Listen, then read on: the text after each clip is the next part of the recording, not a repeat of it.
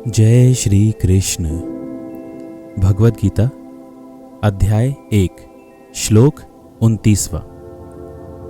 वेपथु च शरीरे मे रोमहर्षः च जायते गांडिवम् स्रसते हस्तात् त्वक् च एव परिदधते। मेरा सारा शरीर कांप रहा है, मेरे रोंगटे खड़े हो रहे हैं, मेरा गांडीव धनुष मेरे हाथ से सरक रहा है और मेरी त्वचा जल रही है। शरीर में 2 प्रकार का कंपन होता है और रोंगटे भी 2 प्रकार से खड़े होते हैं। ऐसा या तो आध्यात्मिक परमानंद के समय या भौतिक परिस्थितियों में अत्यधिक भय उत्पन्न होने पर होता है।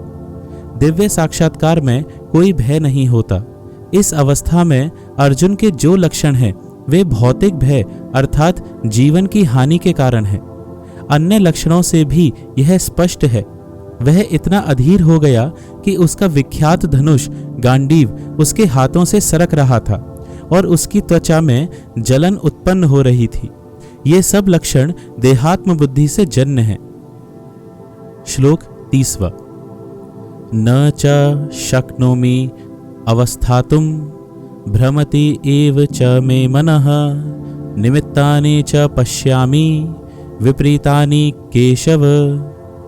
मैं यहाँ अब और अधिक खड़ा रहने में असमर्थ हूँ।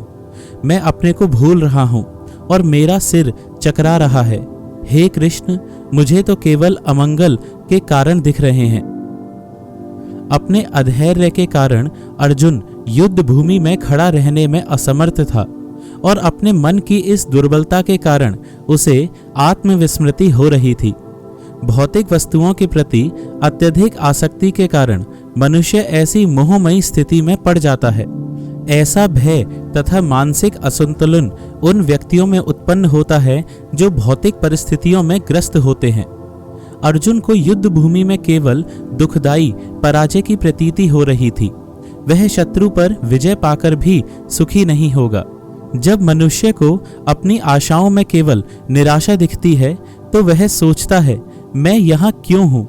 प्रत्येक प्राणी अपने में तथा अपने स्वार्थ में रुचि रखता है। किसी की भी परमात्मा में रुचि नहीं होती। कृष्ण की इच्छा से अर्जुन अपने स्वार्थ के प्रति अज्ञान दिखा रहा है। मनुष्य का वास्तविक स्वार्थ तो विष्णु या कृष्ण में निहित है। बद्ध जीव इसे भूल जाता है, इसीलिए उसे भौतिक कष्ट उठाने पड़ते हैं। अर्जुन ने सोचा कि उसकी विजय केवल उसके शोक का कारण बन सकती है। जय श्री कृष्ण।